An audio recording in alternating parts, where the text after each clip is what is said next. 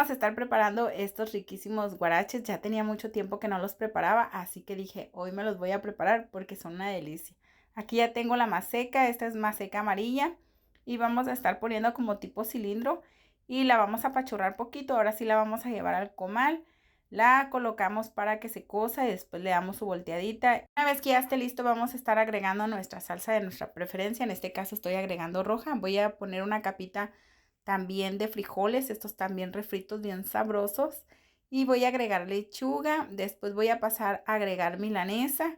Esta ya la había dorado, nada más con pura sal. Y vamos a seguir agregándole todos los demás ingredientes. También le vamos a estar agregando aguacate, quesito fresco. Y vamos a agregar más salsita porque nunca es suficiente y esto sabe bien rico, la verdad. Aquí para finalizar voy a estar colocando crema y pues esto ya está listo para disfrutar. Así que déjame en los comentarios si tú ya habías probado los guaraches.